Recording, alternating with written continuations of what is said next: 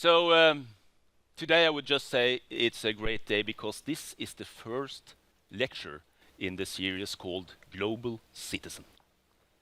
And of course you're all global citizens. And that's one of the things that we would like to discuss with you. Why are we global citizens and what should we do about it? The University of Oslo has as one of its slogans, global presence and global responsibility. And this slogan says everything. As soon as we recognize that we are part of a larger community, that we are global citizens, with it follows a sense of responsibility. But we need to know, what are we responsible for? We need facts, we need knowledge. And this we will hear more about later today by Hans Rosling. I'm Ole Petter Oddersen, I'm the rector of the University of Oslo. And I am Inga Bostad, I'm the pro-rector of the University of Oslo. And I should tell you that it's extremely rare, isn't it, Inga, that Yes. we have this dual presence like today. Too seldom. Too seldom, well, you said it. Okay, we shan't keep on, because Hans Rosling is what brought you here today, and very soon he will show you all why he is called the champion, the world champion of science communication. The world champion of science communication. Are we humans endowed with an imagination that is powerful enough to regard the whole world as one community? Isn't that a key question, Inga? Yes. Other people perhaps have discussed the same thing? Well, maybe I can cite Barack Obama, who in a lecture in 2008 said the following words: "We have drifted apart and forgotten our shared destiny, but the borders of global citizenship continues to bind us together." So I would just say a few words. How do we encourage critical thinking, ethical discussions that are scientifically based? What are the facts we should rely on? What questions and dilemmas are relevant? And as Rector has already said, a person who are especially well prepared to answer these questions and especially brilliant in making us imagine the world through facts and figures and make us reflect on the use of facts and lack of knowledge is Hans Rosling, a world-renowned Swedish professor who will kick off the lecture series Global Citizen with his talk, Fact-Based Worldview. The floor is yours. Thank you.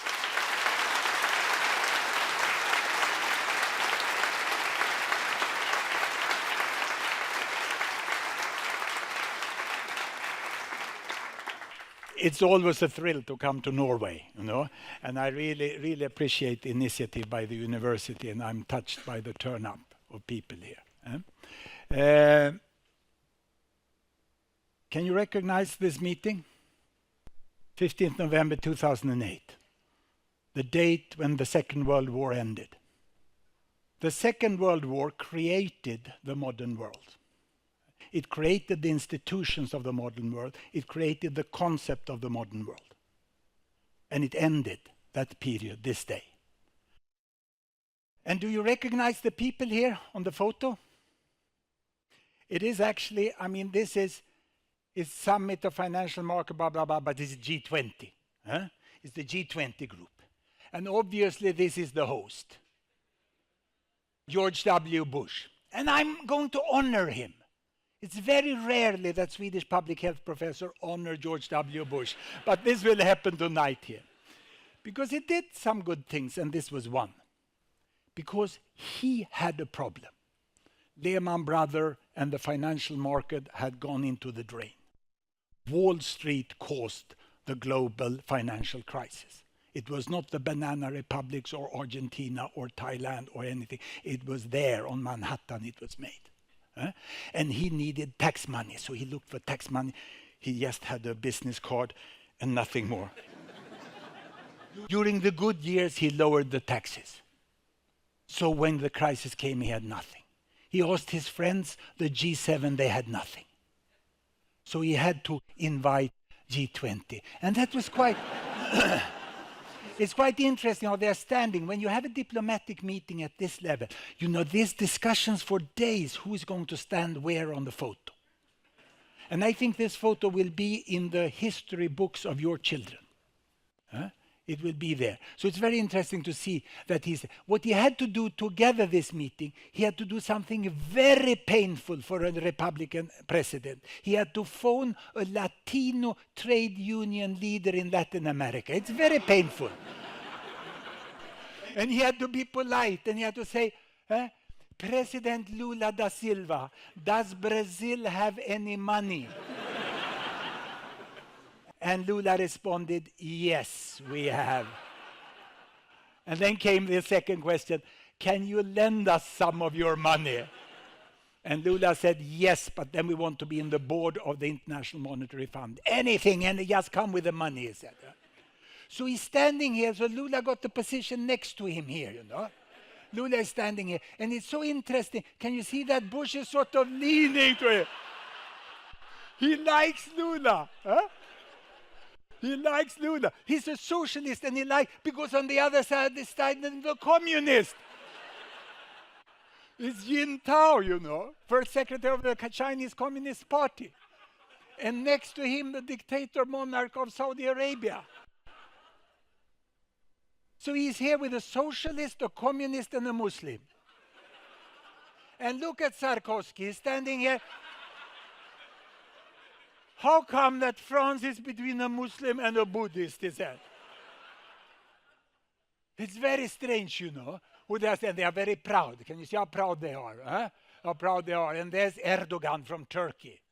Also being very proud. Singh from India, you know. And Strauss-Kahn is over there, you know. He left that way then. What happened here was that the richest country, if you take away small countries, the richest country started to borrow money from the less rich. And they had been doing it from China for a long time, but now it was an emergency situation. When normally the rich country would borrow to Argentina or Thailand or Indonesia when they messed up. Now it was the other one. United States of America had become the banana republic, who couldn't keep the money in order. It's interesting, when Lula came back, he said they were polite. He was interviewed when he came here. They were polite. But you see, we have to rethink also, because we used to blame everything bad on US and on UK. But now they accept they messed it up. And they needed us, and we had to help them. And now we can't just listen to their lessons. We have to think for ourselves. And we have to take responsibility for the world economy and the world situation. This is a very new situation. And you know, people who want to lend money, they become very polite, very polite. I remember I spoke to the Minister of Finance of United Arab Emirates. He said that George Brown was very polite when he came to Abu Dhabi and wanted to borrow money. You know, how is your family? How is your children? It was a completely new relationship in the world. But it also scared. Jin Tao got very scared. Abdullah got very scared. It was a joint economy. The world is, we are all global citizens. If not by heart, we are it by wallet. The economy is linked to such. So they were scared. They had this meeting. So what does Norway have to do with it? Well, the interesting thing is that Norway gives aid to Brazil. 0.13 billion US dollar per year. It's interesting. Norway is giving money to the one who lends money to Bush. And I can't explain why. And I know it's called Rainforest Billion and so on, but you should think about this. You should discuss what is this, you know. And you see, if someone can lend money to Bush, 30 billion per year, the last 5 years, 30 new, fresh billion every year. That's from Brazil. And why should you give money to them? I was kindly invited to the government in Norway, very kindly. I had one, and I asked your Prime Minister, why don't you send the money directly to Washington to avoid you cut the transaction cost, you know, lean economy, you know, and then he would cut off, you know, only borrow 29.87, you know, he could reduce it by that. Now, it's a new situation, and our institutions, our concept, our way of acting doesn't fit the reality. Because those very, very strong institutions we built after the second, the global citizens all, we built the United Nations, you know, we try to run the world in this way. They don't seem to work really well any longer. So what we are trying to do here is to look how much have you catched up on the changes we have. Gabriella, which is here with me from Gapminder Foundation, we have actually left the university and we run an independent foundation, gapminder.org on the net. And we have an idea that we want, if it's allowed in the university, to play casino. The world is taking a lot of risk, you know, the rich people, so why can't we? So we wanted to put the following question to you. Length of life, 40 years, 60 years, 80 years. Healthy population, sick population. Size of family, 2 children, 4 children, 6 children. Large families, small families. Babies born. Some may have died, but babies born per woman. In 1970, Peru, you know Peru, quite big country, you know, having a mixed European origin and First Nation people, Indians from Americas. They had 1970, 50 years life expectancy, and they had 6 children. Catholic country. Norway was down here. Where is Peru today? How many children per woman in this Catholic country in Latin America? And how long do they live? Place your bets. Can I have a bet here? Who would like to bet on Peru? 4 babies? Here? 4 babies. Wait, 4 babies. You have to say, how long do people live? 65 4 babies. We put it up there. We let it be there. Keep it there. This is the bet. This is the bet. And then we look what happens. What happens here. Now, no more bets. Here we go. You see, Peru is progressing. They are living better and better, and they are vaccinating. And they start to get fewer children. They don't care about the Pope. They take the condom. They take the pill. They go on. They approach Norway's position, and they come down here. 70 they live now, and they hit there. They are like Norway 1970, and they have good data on this. Not registered data, but surveys done to secure this. So it means that the bet on 60 and 4 is 88. It's only about 25 years after your time. We take another country. We'll take Tanzania. I'll take Tanzania. I go back here to 1970 again. That's 10 years after independence. Tanzania was there. Well, you know, East Africa, about 30-40 million people in Tanzania have had peace. First a socialist government, then a little multi-party, but really no big resources of anything, mixed religions. Where are they today? Can I get a bet on Tanzania? The rector, bet on Tanzania. I was in Tanzania this summer. Yes. Oh, yes. So you can consult since you are together. You can consult. Yes. The objective is to insult you here. Have a guess. 3 children. 3 children, and how long do they live? 60. 60 and 3 children. You keep it there. Here we go.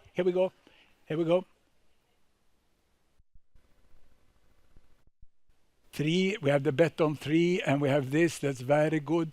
You see, they are improving their literacy start, they're building. This is the HIV, the tragic HIV, but they are passing. HIV is going the right way in Tanzania, and now they are moving, but they've only come to there. So you underestimated Peru, and you overestimated Tanzania. So Tanzania, you're like, think they are 20 years ahead of where they are. So let's go for the Muslims. Yeah, let's go for the Muslim. We go to 1970 and we take the well-known country, Islamic Republic of Iran. Or 1972, really not yet Islamic. That was under the Shah. 6.5 child, 53 years. Place your bet. Who would like? Back row, somewhere up there. How many children in Iran? 2. And how long do they live? 74. 74 and 2 children. Keep it there. Huh?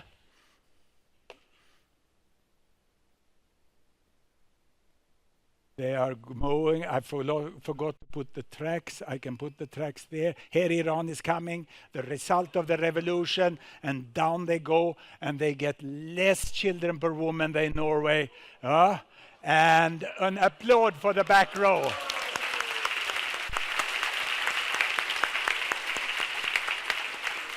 You can come and talk with the rector afterward to become assistant in the course. Someone obviously knew. It's quite interesting, isn't it? Huh? Very few people are aware of this. You know? So this was the war and the revolution. It's compulsory to pass the test in family planning to be allowed to marry in Iran. Abortion has been legal and then not legal any longer, but it's being done. And it's full access to family planning. Shia Muslim countries is much less problem with family planning than Christian countries. 1961, the world was like this. That's right, give me this. We really had developing countries up here. All large families and short lives. And then down here, we had the Western world or the developed world. There were two. You can see from the back row. The pattern is very clear. Very few in between. Very, very few in between. Who are they? These in-betweens here.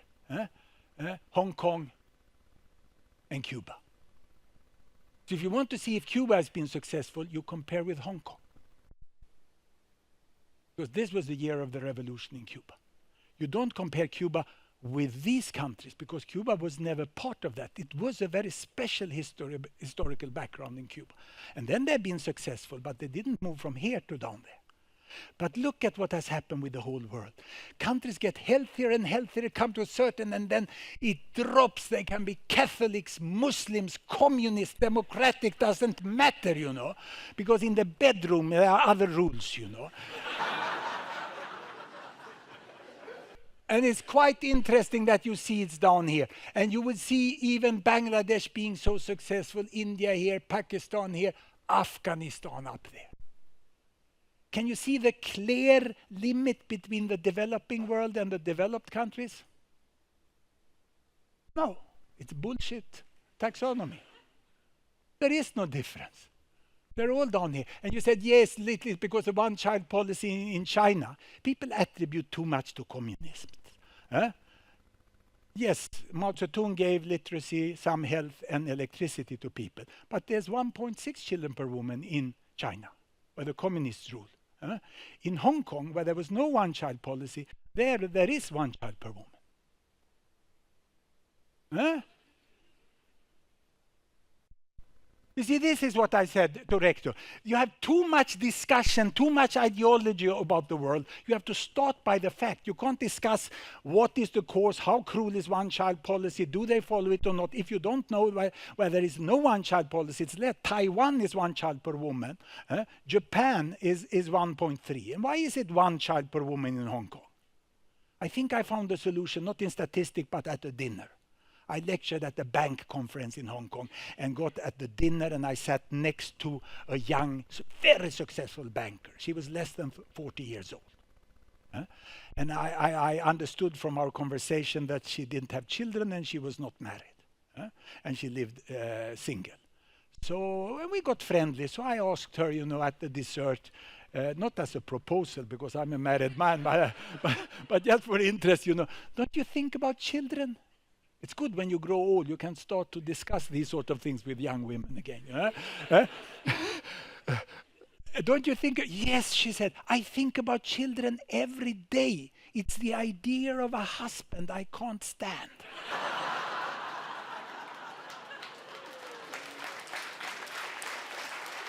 This means it seems the last thing to come with progress and modernization is gender equity. Gender equity doesn't come in some automatic way with literacy or with economy or new. It's a fight of its own. And the educated young women in Asia, from Japan all the way to Singapore, if they marry, they in fact cannot divorce. It will be a severe stigma if they divorce. And that means they have to be with that person forever. And they don't marry just the men, they marry the parents-in-law also and expect to take care of them, you know. And they just don't like it. So you have a very high proportion of young educated women that doesn't marry. That's why we have a very fast drop of number of children. You see the sum in the upper quintile, the most educated in Vietnam, the same thing. The most educated in Thailand, the same thing. It's very, very interesting that we have the lowest number of children here, whereas Switzerland there, Italy is there on Spain. Where do we have Sweden here? Sweden is in this regard relatively successful, 1.93. Because we have a lot of transfer of money. If you divorce, you have the same economy. You have in Norway, so the same number of children per woman is climbing in Norway at best. So this is more or less the situation we are. So it has changed a lot. And what has then changed with the whole population in the world? Because when we are concerned about the environment, we think about this. When I was born, 1948, there was less than 1 billion children in the world. And then the number of children, that's 0 to 15 years old, increased to almost 2 billion. And what has happened in this century? Is the number of children continuing to increase, or is it slowing down, or is it stable? It's stable. The number of children is not projected to grow. It may grow. It may grow if you get gender equity in Asia, and you have still poverty remaining in Africa, you will get more children. If poverty gets away in Africa, they get access to family planner, and gender inequity remains in Asia, then we get fewer children. So the good thing doesn't work for lower population. My conclusion is take care of the people, the population will solve itself. You don't go into bedroom and tell people what to do and when to get children or not children. That ends up in a political mess. It just seems as when the number of children's hands in the home get more than the number of parents' hands, then there will be no sex and no more children. It seems to work in a way. You get not 2 or 3, you know. It evens out at a smaller family. So we are 7 billion today. 1 billion live in America, 1 billion live in Europe, 1 billion in Africa, and 1, 2, 3, 4 in Asia. It's interesting to study the number of foreign students you have at the university and divide by population in their countries. We said at Karolinska Institute, we have so many Chinese. And then I did that division, and China was actually underrepresented. Because and in India also, because they are real big countries. And in the next 50 years, there will be 2 billion more, and there will be 1 billion in Africa and 1 billion in Asia. Asia will increase with 25%, Africa will double. In 40 years from now, when many of you will still be working, Africa will have a bigger population than Europe and the whole Americas together. And this is all, this won't happen.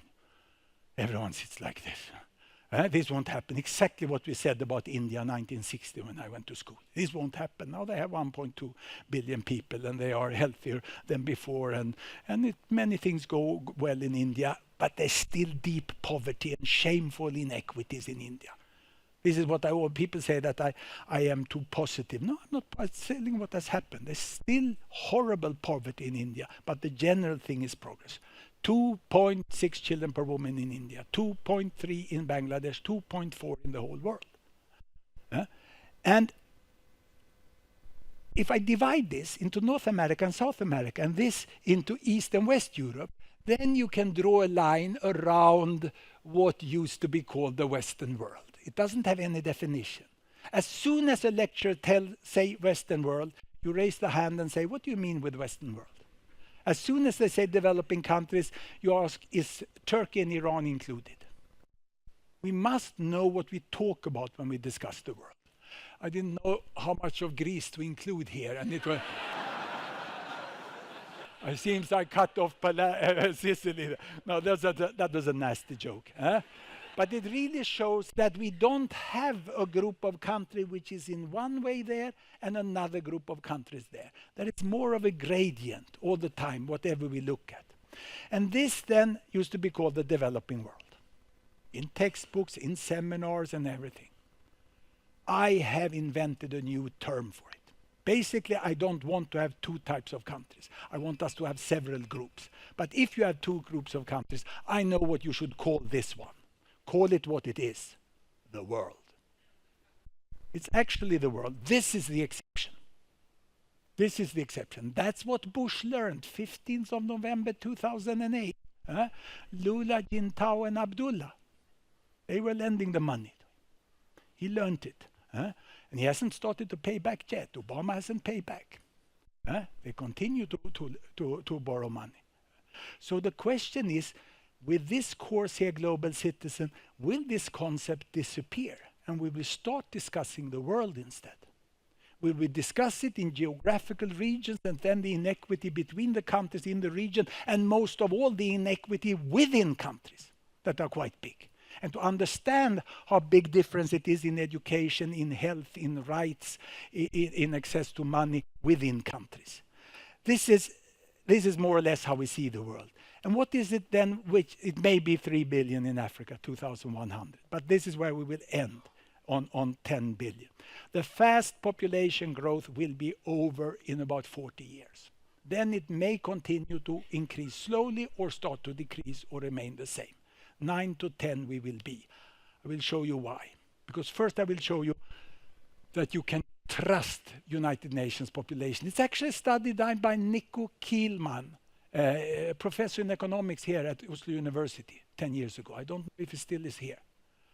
He published this study where he looked at what United Nations thought of world population. 1951 they thought it was 2.5 billion, and they made this projection. Could just make a projection to 1980. 1958 they said, oh, we were more. And then they made this projection. The difference here is only one census in China. When Mao Zedong, after the peace, counted the population, there were more people in China than anyone had thought of. Everyone thought that during those wars so many would have been killed, but there were really more people in China. 63 they did this projection. 68 they did this projection. And 78 they did this projection. And today we know what it was 2000. We don't know for sure what it was this year, because the last 5 to 10 years is in fact also projections. So but 10 years back we know, and this was the result. Respect. People from medicine and economy should pay respect to demographers. We don't know the epidemic that will come next month, and the economists know even less, But demographers can. So all this discussion, all these emotions about population, miss the fact that we know quite well what will happen with the population. And why do we know this? Because we know how it works. Father and mother in medieval time, or in the rainforest today. Yes, I know that I'm boringly heteronormative, but I'm aware of it, and they are unisex to fit for the future. They get 6 children on average, strangely. Some got very many children, some didn't get any children, some fewer on average. Why didn't the population grow? Why are there so few people in the rainforest, where they have such a lot of knowledge about nature? Because 4 of them died before growing up and becoming parents themselves. People don't live in ecological balance in rainforest. They die in ecological balance in rainforest. But they have an enormous knowledge about the rainforest, and they have their human rights, and they should be respected. I don't talk bad of them, but I don't want naive ideas about it either. I have done research in the fringes of rainforest, most of my 20 years of research in Africa. And one thing I never saw in the rainforest was an illegal immigrant.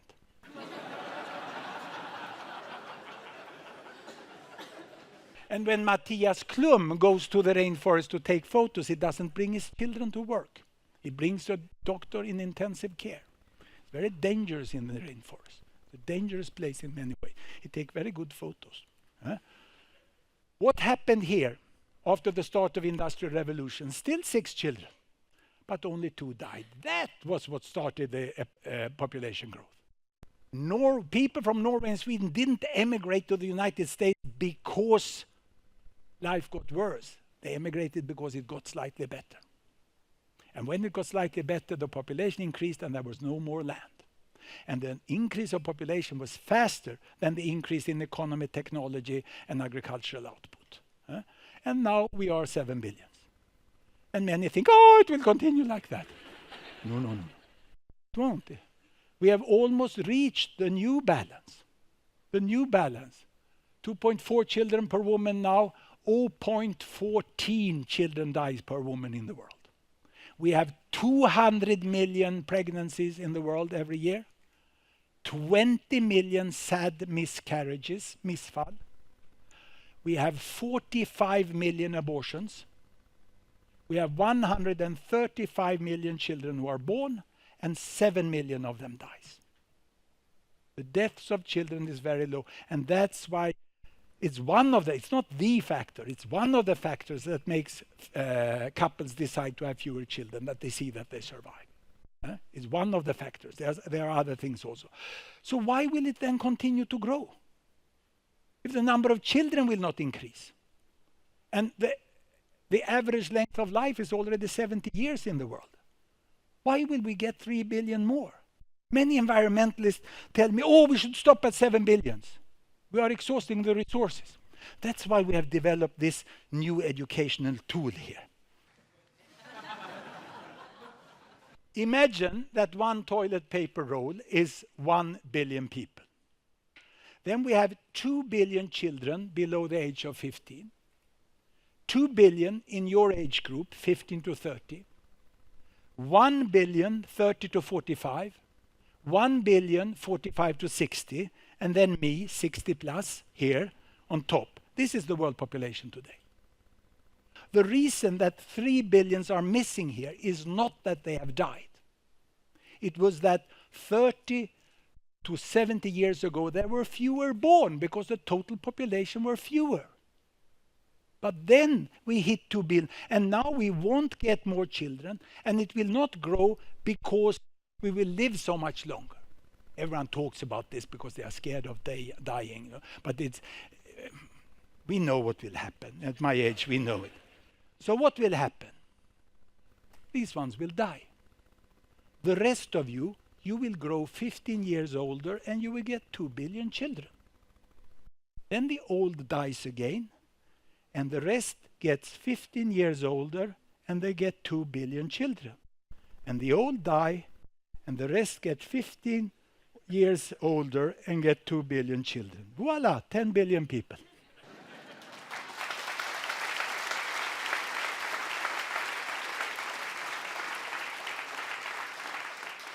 If you want to avoid these 3 billion, you have to kill them. It's very serious when people say we can be no more people on this planet. They are proposing a new Holocaust. And that should be forbidden, because it's forbidden to deny the old. And it should also be forbidden. We have to accept that we are going to be 3 billion people more. And it's not so much. It's just 30% more. And it's those who are already born. These ones are already born. And they get their children. And do you want to have someone in your bedroom who check that you just get 1 pregnancy? No, you don't want that. And this we have to. Then in the future, they will die, they will grow older, they will come like this, they will die, they will get older. If you don't believe me and you have this at home, you go home tonight and check it. We did a study in Sweden because we got this idea. The problem is we are rightly concerned about the world. We rightly have ideological views and emotional feelings about the world, but we need to upgrade the facts. Not that we shouldn't have ideology, we shouldn't have analysis, proposal, have discussions, all this, but it has to be more on fact. So we have been asking the Statistics Sweden, have been asking the Swedish population for the last 25 years what they feel about poverty in the world and how willing they are to give aid, but they never checked their knowledge. So I was invited to put some questions. These are two of the questions. I asked them, how many of the 20 years old in Tanzania can read? Is it 20, 40, 60 or 80%? It's a quite clear question, isn't it? Huh? Men and women at the age of 20 in Tanzania. How many babies per woman in Bangladesh? 5.5, 4, 3 or 2.5. Quite big difference between it. And then the Swedes answered in a completely independent survey, well done. These were the Swedish guesses there. This was the Swedish guesses there.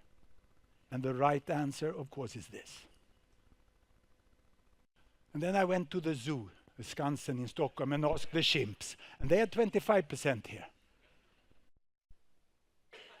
Because if you guess by random, you know, it's one chance in 4 you end up here. So the chimps outnumbered the Swedes 5-fold, you know, in getting the right answer. And what was the answer they gave? It was this. And this is not like just out of the blue.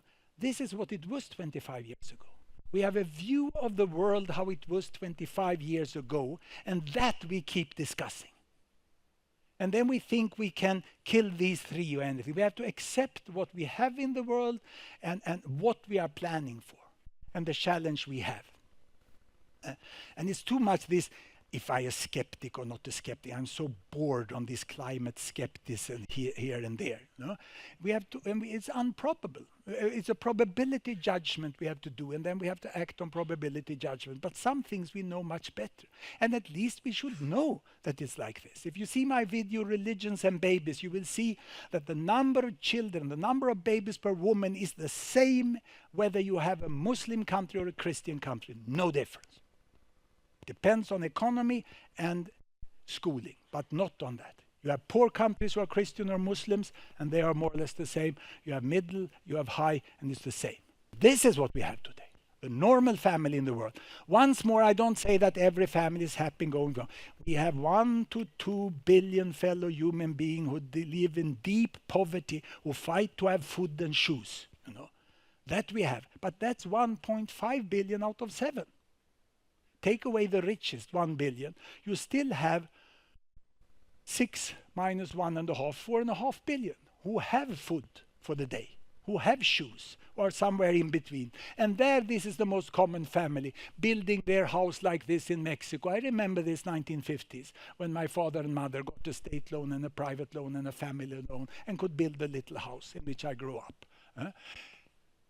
He has got a bicycle rickshaw in Bangladesh. He's going to work hard with his wife so that the 2 daughters can go to school and get a better life than them. This is more like my grandparents, how they did with my parents, you know. This is in India, where large parts of India now have 2-child families. 2.6 is the average. And in some of the poorest parts, you still have 5 to 6 children per woman. And the educated women in the cities who work for Google in Hyderabad making Google Maps, they have 1 child or no child. You have the range within it. And here they have a small motorbike and go to the future. Buddhist, Catholic, Muslim, Hindu. Religion is on Sunday or Friday, but it's not in the bedroom.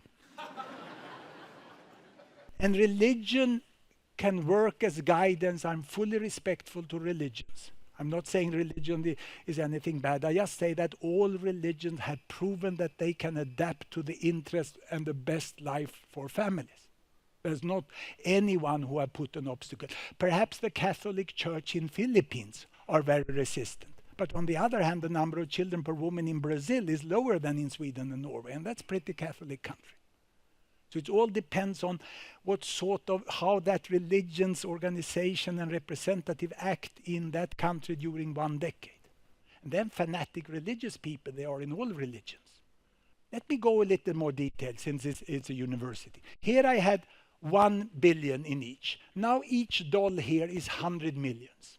But it's the same here, 15 15 to 30, 30, 45, 45 to 60, and then this is Asia, this is Africa, this is America, this is Europe, so obviously this is me. 60 plus in Europe. And what we have now is this 20 dolls down here, which is the 2 billion children below 15. Look, there are 400 billion children below 15 in Africa. That's after the child death. So if we get 2 child families tonight in Africa and a decent life, the population will double. It will be 4, 4, 4, 4, 4. And you get 2 billion. It's inevitable to get 2 billion in Africa. It's inevitable that Africa will be as many people as America and Europe together. We already know that. Asia have stopped growing here. If Africa will continue here, that's the question. But there's still very little old people in Asia. And we say that populations grow old and then you think they live longer. No, that's not the reason they grow old. If they get fewer children and the big cohorts of children, they grow up and become old. Germany becomes an old population because they get so few children. That's the reason that this happens. So the old will die, the rest will grow 15 years older, they will get their children, the old will die, they grow 15 years older, it's pretty easy, isn't it? They die and they grow older. This is why demographers are so good, you know. They can foresee this. Can you see more and more children in Africa, less and less in Asia? If we get away poverty in Africa, if the African countries and families and local communities and companies are successful with the help and trade with others, then this may be less. It may stop earlier. This is inevitable. This is up for discussion. But if you get gender equity here, perhaps you get lovely marriages with 2 or 3 children in Asia. Then they will just change color, these kids. And then they grow up and they get their children. So this is the fill-up. Inevitable fill-up. 2.5 billion or more. This one is up for discussion. This is up for discussion. This is the uncertainty. 1 or 2 billion here. Population is not an issue when it comes to resources. And I'm not the one standing here and saying that environment is not a problem. On the contrary. I think some of the environmental problems are underestimated, especially the climate change. People seem to be concerned about polar bears. I can live without polar bear. So what is it we get here? Let me show you what is the concern.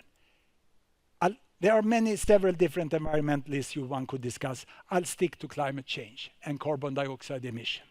And let me then make a statement about carbon dioxide emission. It's not for sure that carbon dioxide emission is causing climate change. That's not proven beyond doubt. It's highly probable. The extent it will happen and how it will change the climate is even more difficult to know, if it will do so. But the only thing we know absolutely sure, if we want to change the energy system, we have to do them before we know for sure.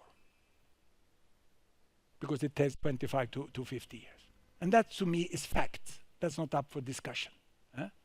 Then you can see, how do we solve it?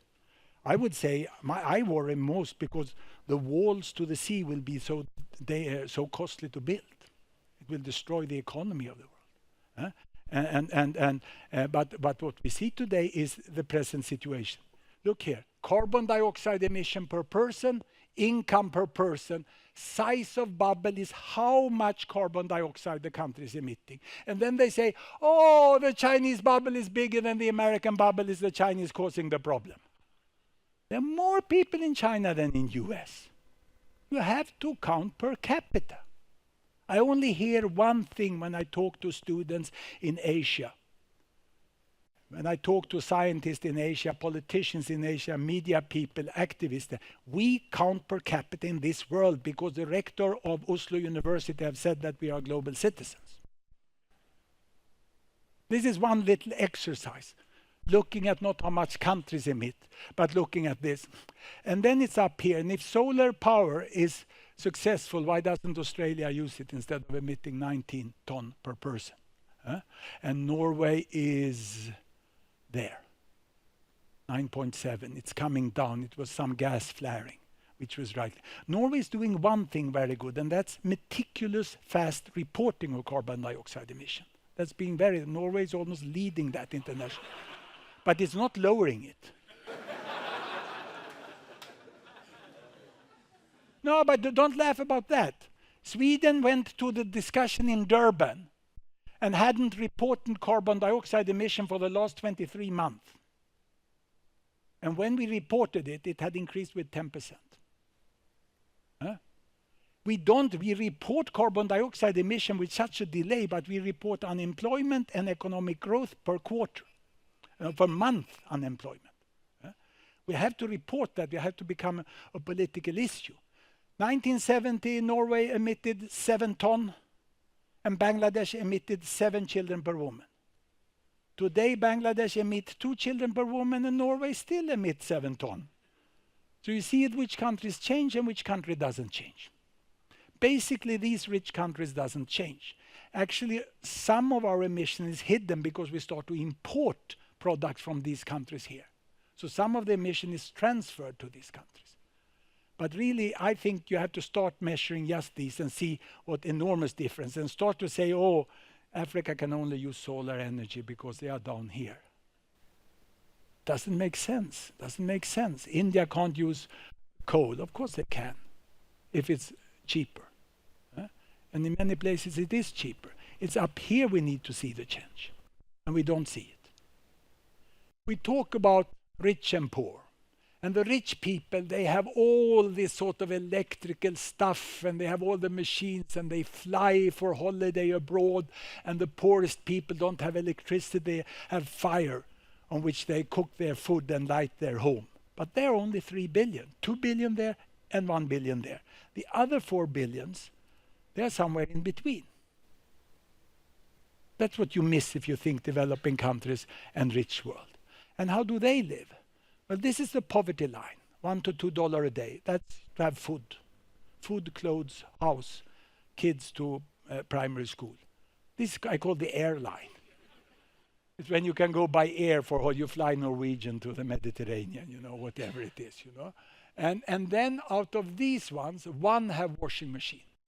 I call it the wash line. How many here is it that does not use washing machine regularly? That regularly use washing machine to wash your trousers and your sheets in the bed. How many is it that hand wash? We had one in Stockholm University. He was sitting there, but then it was empty around him like that.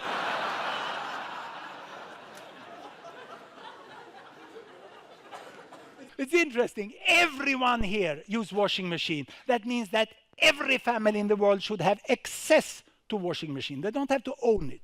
They can use a commercial alternative if that's more effective. They can have a cooperative organization. But we love the steel mill who made the washing machine. We love the power station who made the electricity. And we love the chemical processing industry who produced the washing powder. But all these 3 things can be environmentally much more cleverly done and recirculated and taken care of. We can have green electricity for the washing machine. We can have chemicals which are much more clever. We can use less water. We can recirculate all the metals. But we want washing machine. I think that's the level. And when we talk about the development of Africa, I have worked there. I've worked with people in Africa. My best friends are there. I see in Africa where people have washing machines. That's what it's all about. It's not about having a little lamp in the evening and a mosquito net. That's temporary for the next 5 years. All my African friends, they want their grandkids to have washing machines. Until some environmentally concerned students in Northern Europe stop using washing machines, then we can discuss it. But it's just that one boy at Stockholm University. They have a lamp. One lamp at home lowers child mortality more or less as much as the vaccines do. And when the children have diarrhea at night, you can light it, you can clean up, everything gets better. You can read at home, the family life starts. Your parents and children can spend time together inside with homework. It's all that difference when you have an electric light. Kerosene lamp is not the same, and firewood is not the same. So this is how people. Now these ones use 6 units of fossil fuel. They use 2 units of fossil fuel, and these 1 unit of fossil fuel each, and these use less than half. I don't want to kilowatts and all this stuff, just complicated. This is more or less the units they use. So you see, these ones over here, this 1 billion, use half the fossil fuel. And they shouldn't come and say that China is a bigger problem because it's per capita since this course started. So what will happen from 2010 to 2015? Is population growth or economic growth the challenge for the environment? This is my question. Yes, there will be 2 billion more, but they will increase here where they use very little fossil fuel. What the difference, so they will add very little. They will move here. Hopefully they won't consume more because they don't need to consume more. They already have a nice life. They won't be more happy. Everyone asks me about happiness index. There is no indication that people over here get happier. Some would get when it's unjust in society, but on an average as a population, having a total average is not really what makes life so much better. So they can go that. These ones want to go on holiday. So they will move over there. China is on its way, Brazil is on its way, and they will increase their fossil fuel use. These ones love the washing machine, so they will go there and double their fossil fuel. And these one hates that fire, and they go there to get the lamp, and they increase to this. This is what we can happen. This is what we think will happen. So this means that population growth only added 1.5 units. Whereas economic growth added 9.5 units. Stop messing with the population. That's not the issue. It's very dangerous when you don't know this because we don't take the action that are so urgently needed by talking about something else emotionally. Lebensraum. No, sorry. It gives very bad connotations. Blaming other populations, loved children, that's the environmental problem when they use so modern. This is not the issue. We will be 9 to 10, plan for that. But this is not sustainable. To double the use of fossil fuel in the world. And what I say, I'm not emotional, I'm not an activist, I just study. I just try to say what I consider fact, undisputable fact. I will be very more careful. There is a high probability that it's not sustainable. It's a high probability. We may take the chance. You don't need to have an insurance. You don't need to have a home insurance. You can take the risk. You don't need to have an army. Perhaps Russia won't attack you. You can save all that money. But you never know, with the Russians. Perhaps it's better. I mean, if you have an army, you have to do something about climate change. If you don't have an army and you don't have insurance, you don't have to do anything about climate change. Yeah? You bet. That's your casino game. But there are so many other things which we have very lower probability about, and we still make huge investments to avoid the risk we have. So they have to reduce their consumption. Undoubtedly, as I read, we could be more efficient and we could have a behavior in which we used it. You have this fantastic speed link from the airport. You don't need to have taxis from the airport. Often you can come into Oslo. You can plan meticulously a society so that you use less energy, and you don't have to have motorboats. You can build sandcastle on the beach instead with the kids. You can have a lot of more fun than having this old macho consumption of oil and so on. So behavior and more efficiency. Then you can produce your energy in green ways. So you actually reduce it. But you start with the richest who have all the capital and the innovation power and can do it. Don't start to ask the poorest to solve the problem for you for the time being.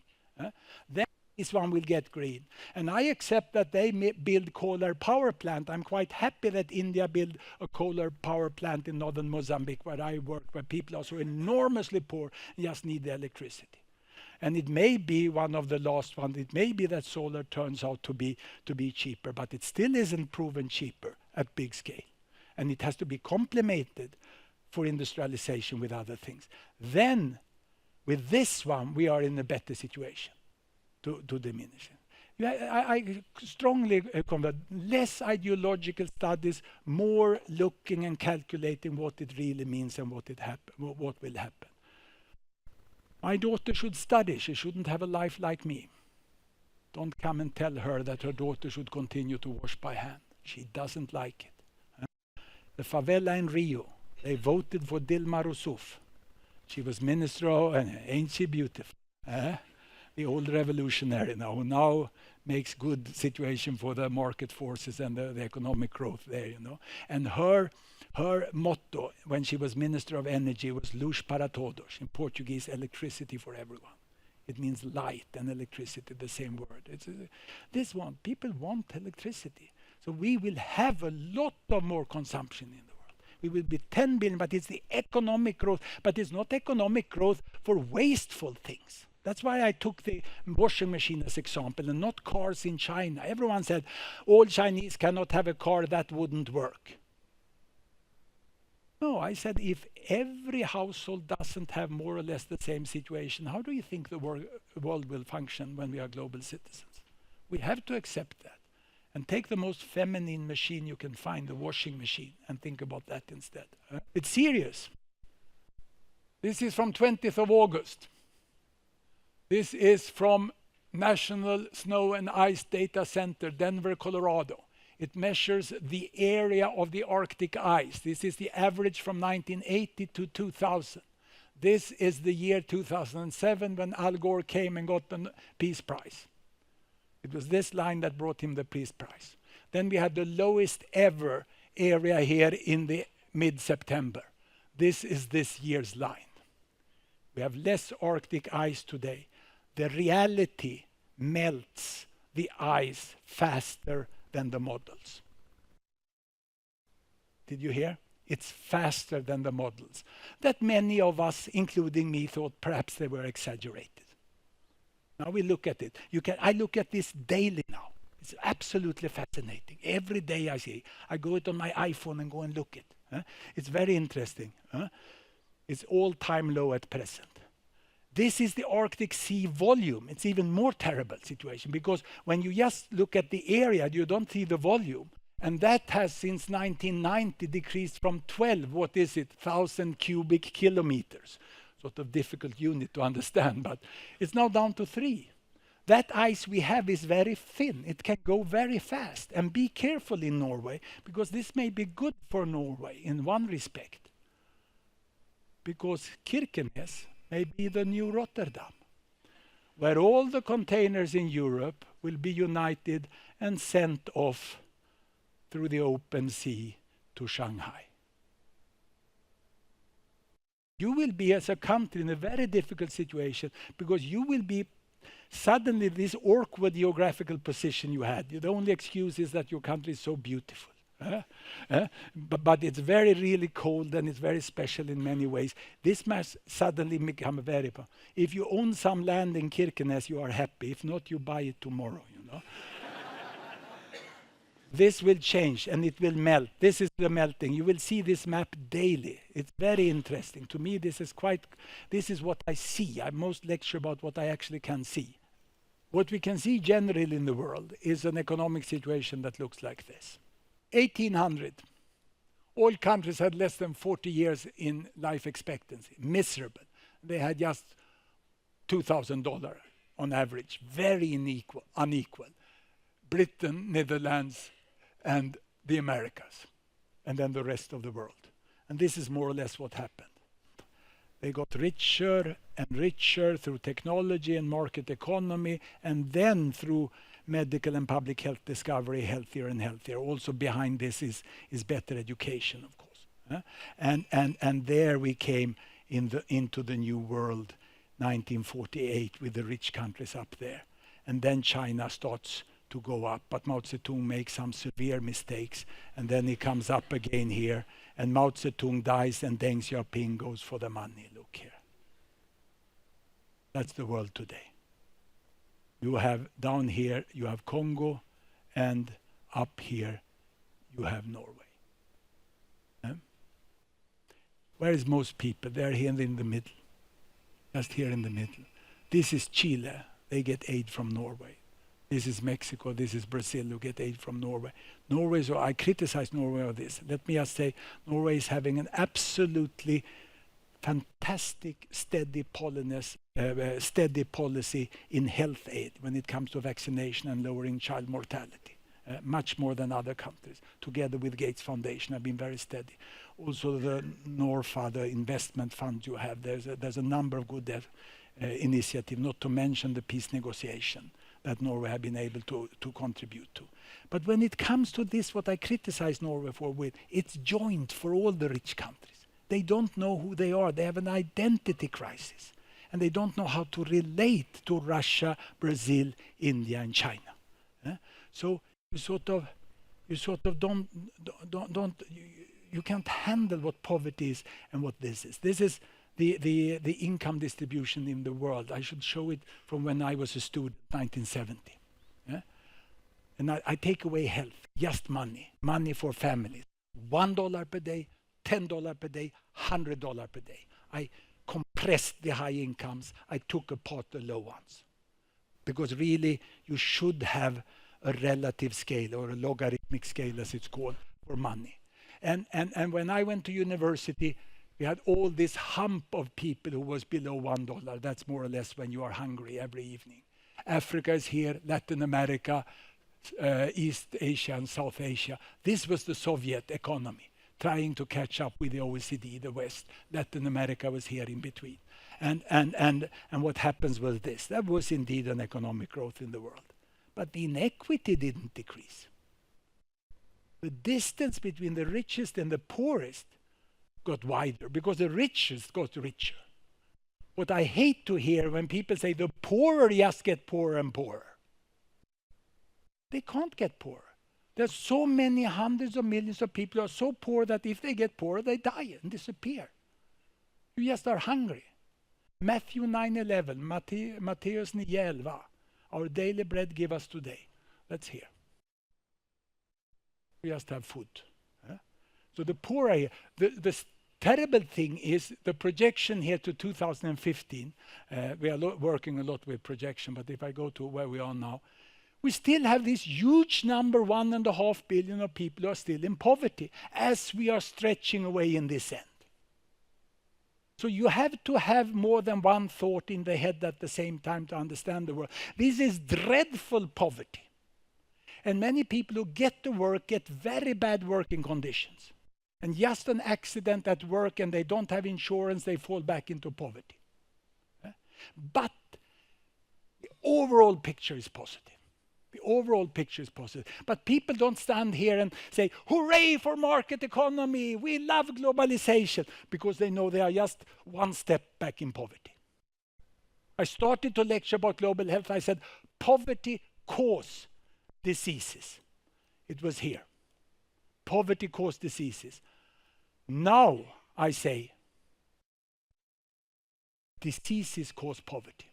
Because the people who have just got out of poverty and start to hope their children should get to school, they need a cesarean section, kejsarsnitt. They get a broken leg, they get tuberculosis, and they are back in poverty. Most common cause to fall back in poverty. So we have this dramatic situation where you emotionally can be neoliberal and say, free the markets, trade, that will be better. There's a truth in that. Or you said, no, this globalization is just terrible. We still have so many poor people, workers are badly treated. That's right. They're both things at the same time. But we are also there a little too late. We think that companies move to Asia because of low salaries. Yes, that still exists. Naomi Klein is right, but it's not the whole story. Why does Swedish ball bearing company SKF move to Asia? Because that's where they buy big ball bearings. They are building nations there. What do they hire there? Cheap labor? No. They hire university engineers that are very good and competitive. And their problem is that they don't stay in the company. They pay them up to the same level as in Europe and they still don't stay. Why? Because they are brilliant people. Brilliant as the best of you. And there are more on that brilliant level now, being filtered through the universities in Asia. And they don't want to work the hell of their life to save the future of a European company. They want to see an Indian brand grow. They want to see a Chinese brand grow. I was guest researcher at Google for a half a year. And there was this day when you stood there in Mountain View and you lined up. It was in place 96 when I came in, you know, everyone was 30 years and younger, and then me, you know, was there by some sort of mistake, you know. And I came in and I sat, there was a 25-year-old Chinese woman on this side, a 35-year-old British guy on this side. He has worked with a naked chef, and he was going to cook the food for the Chinese.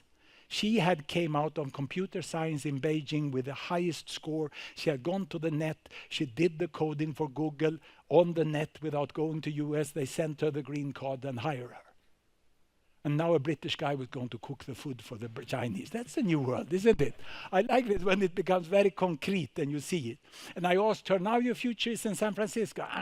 She said 5 years. Then I go home and work for Alibaba.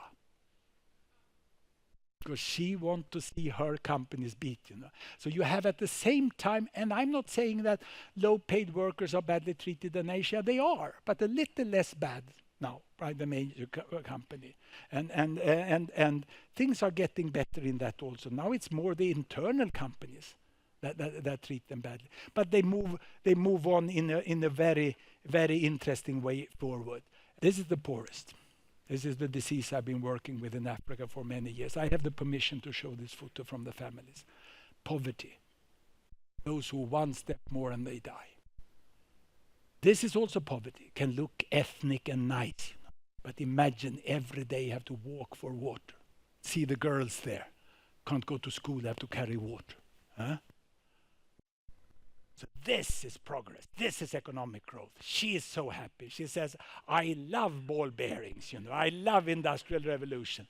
Ball bearings in this for a woman. She can carry home water for 3 other women now. This is increased productivity of the individual. That's, to me, is economic growth. It's not what these bankers are doing with their accounts. Doesn't interest us normal people. But this is things. Having a tap in the home, that's economic growth, you know.